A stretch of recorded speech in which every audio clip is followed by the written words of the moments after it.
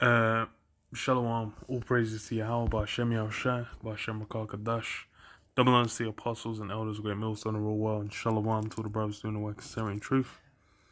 Yeah, got this article in The Guardian, and it popped up. I don't remember. I opened it, I saw it, and it was just funny because I was like, this is the same shit that, what's his name?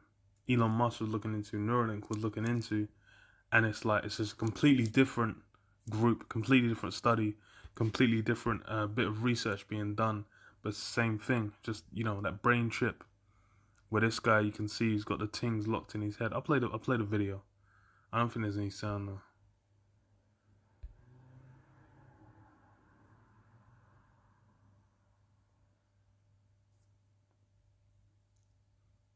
Yeah. So it's again same thing as Neuralink, just link the chips in the brain. Let's see if there's actually sound. Nah.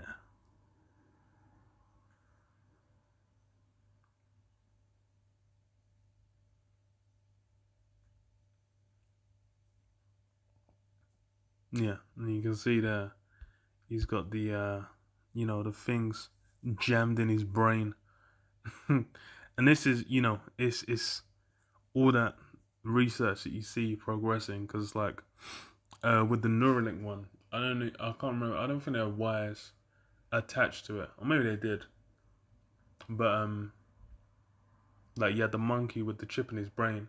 This is a similar thing where it's just kind of like measuring the brain waves, all that, and it's again the same angle they're coming from, which is what health basically looking at like it's a thing where it's looking at especially people that have paralysis. So like, oh, it's a way to give them maneuverability, blah blah blah, all these things. But then okay, well that means you accepting you know Esau implanting something in your in your brain, which think about you should already be able to know. That sounds fishy as hell. Okay, let me play a bit more. Cause yeah, I think the one that Elon Musk was doing was like moving like a mouse around or something, or a stick around, getting them to move it to different bits. And this one is like, well, apparently like handwriting in your head. But either way, it's Esau trying to just like decode, you know, how the brain works and whatnot, and then you basically try and do those, science fiction concepts. You got like what is it, altered carbon, where you can guy could download his brain, all these different things like Ghost in the Shell and whatnot, where you could just have a body and you recreate it and then you download the brain into it and do whatever.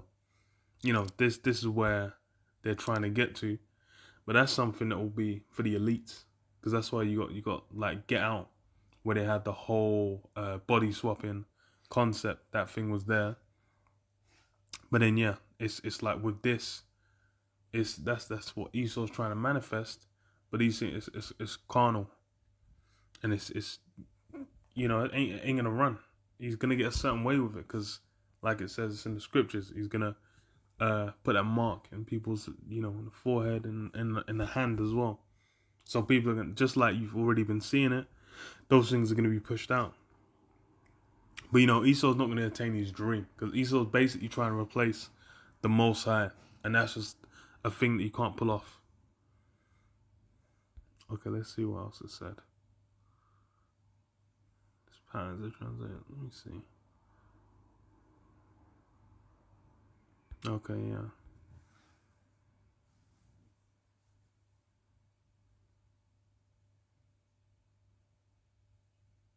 Yeah. So it's kind of similar. Let me read this. So it says paralyzed man uses mind writing brain computer to compose sentences. Man known as T5. Man's name Terminator 5. Yeah. Terminator 5. Was able to write 18 words a minute with more than 94% accuracy on individual letters. A man who was paralyzed from the neck down in an accident more than a decade ago has written sentences using a computer system that turned imagined handwriting into words. In the first time, no, it is the first time scientists have created sentences from brain activity linked to handwriting and paves the way for more sophisticated devices to help paralyzed people communicate faster and more clearly. And that's the angle they're going from, like, oh, it's about helping paralyzed people, but really it's what they're just trying to do is map out the brain and work out what does what, so they can then later down the line be like, okay, well, we know X Y, this factors to this, that factors to this, and then just link it up, and then be able to do whatever they desire. It's essentially Esau trying to enact a similar kind of what do you call it? A system of control. Well, he's trying to do it like how the Most High does it, where it says what during sleep it seals the instruction in the mind, but it's not going to work out in his favor because he's going to what is it? Even was it 2 Thessalonians 2, where it talks about he's trying to be like the Most High, but he's not cut out.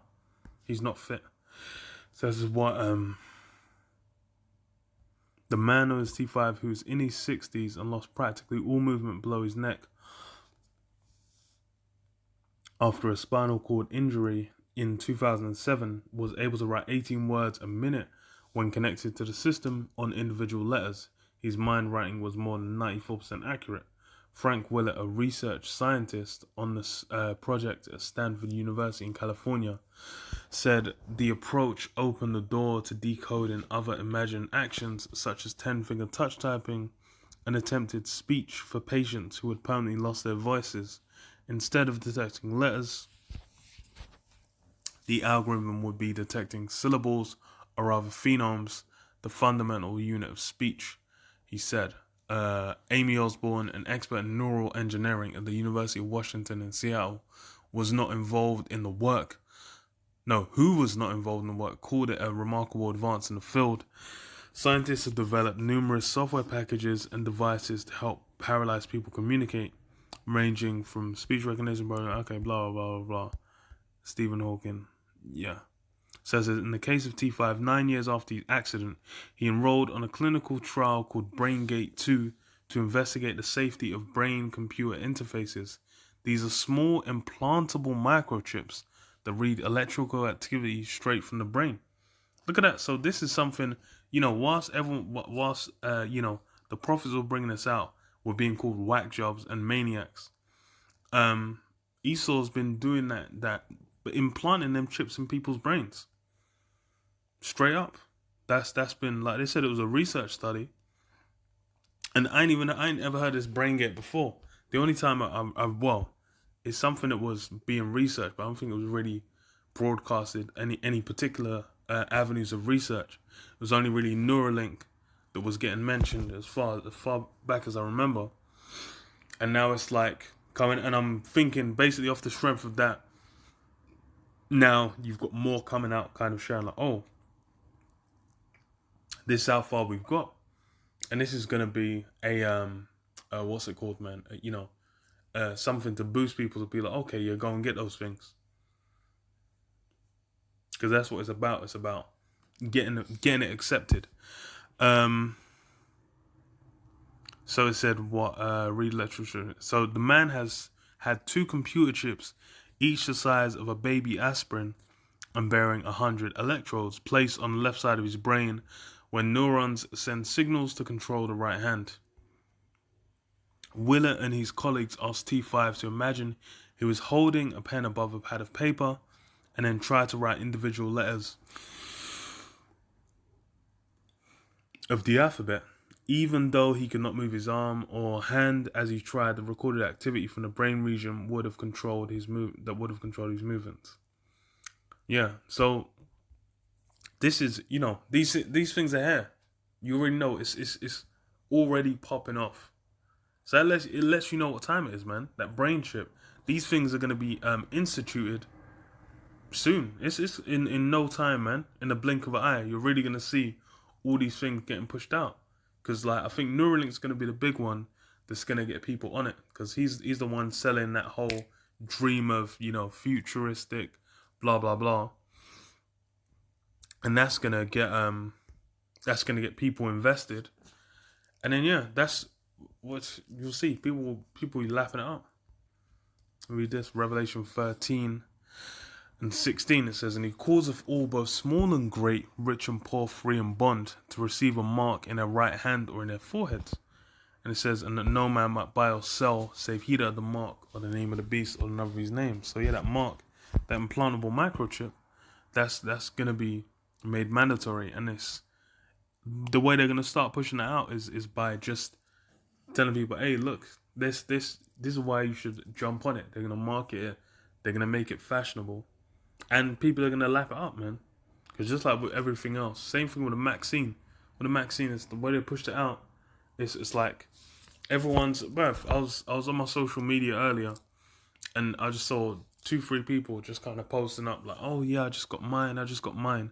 It's like people are doing it like that, where it gets you social clout. So that's gonna be the same thing with the mark. However, whatever means they push it out by, you're gonna have people,